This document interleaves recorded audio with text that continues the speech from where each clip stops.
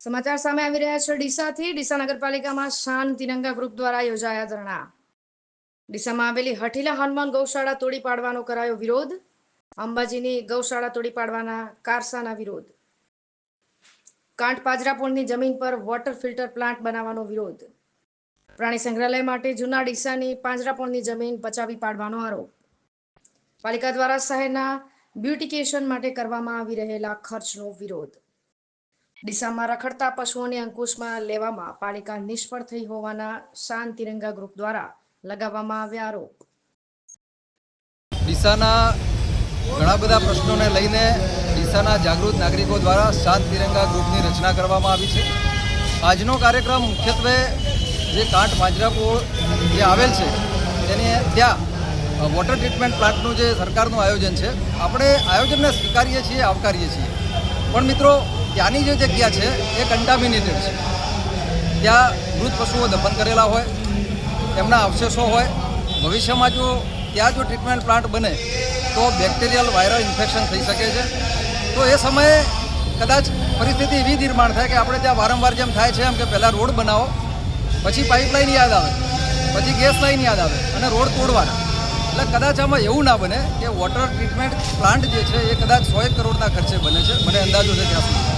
તો ત્યારે એવું યાદ આવે કે ભાઈ હવે તો અહીંયા કન્ટામિનેશનના પ્રશ્નો છે, લોકોને સ્વચ્છ પાણી ના મળે, રોગચાળો ફેલાય।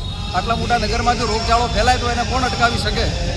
તો પછી તમે પાંજરાપોળ કે ગૌશાળાને પછી ત્યાંથી હટાવવાની વાત ના કરો।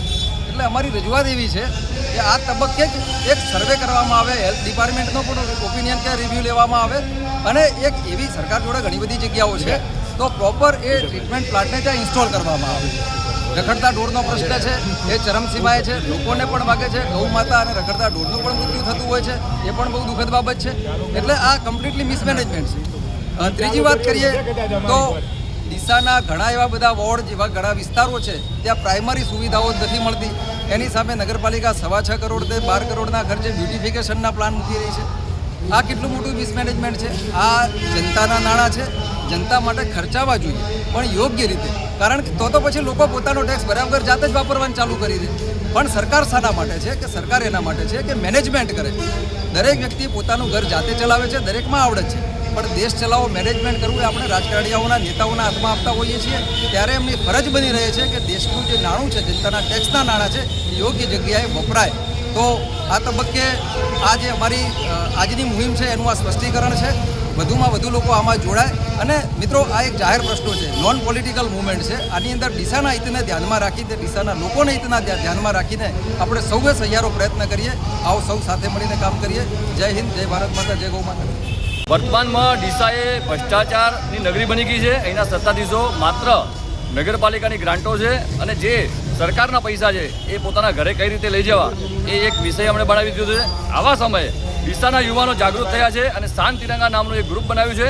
આ સંગઠન ડીસાની અંદર ચાલતો ભ્રષ્ટાચાર છે એનો વિરોધ કરશે, તેમજ અત્યારે ડીસાની અંદર જો ચર્ચિત કોઈ વિષય હોય તો ડીસા પાંજરાપોળ કાંઠ જે આવેલું છે એની જગ્યા જમીનની વાત છે, જે ગૌ માતા છેલ્લા 25 વર્ષથી વસવાટ કરી રહી છે, એ પાંજરાપોળનો ભોગવટાની જગ્યા છે। આ જગ્યા ઉપર નર્મદા નદીનો વોટર ટ્રીટમેન્ટ પ્લાન્ટ બનાવી અને આ ભારતીય જનતા પાર્ટીના સત્તાધીશો કે જે ગૌ માતાની જે જગ્યાઓ છે એને લૂંટવાની વાત કરે છે અને પચાવી પાડવાની વાત કરે છે, એવા સમયે ડીસાના જાગૃત નાગરિકો સૌ ભેગા થયા છે અને આ જે વોટર ટ્રીટમેન્ટ પ્લાન્ટ છે એ અન્ય જગ્યાએ થાય અને આ જે ગૌ માતાની જગ્યા છે કે જે જગ્યાની અંદર ગૌ માતા નિવાસ કરે છે, ત્યાં લંપી વાયરસમાં મૃત જે પશુ થયા હતા એમને દફનાવવામાં આવેલી એવી જગ્યા છે।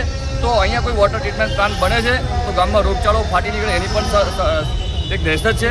તો આવા બધા મુદ્દા છે, જે કતલખાના ચાલે છે, ગેરકાયદેસર કતલખાના ચાલે છે એનો પણ મુદ્દો છે, તેમજ રખડતા ઢોરનો મોટો પ્રશ્ન છે કે ડીસાની જનતાને વારંવાર લગાડી રહી છે, એમનું અહિત થઈ રહ્યું છે। તો આ બધા મુદ્દા સાથે ડીસા નગરમાં જાગૃતિ આવે અને આ જે સત્તામાં બેઠેલા લોકો છે એ ક્યાંક ને ક્યાંક પોતાની શાન ઠેકાણે આવે એના માટે આજે આવેદનપત્ર અને રામધૂનનો કાર્યક્રમ રાખેલ છે।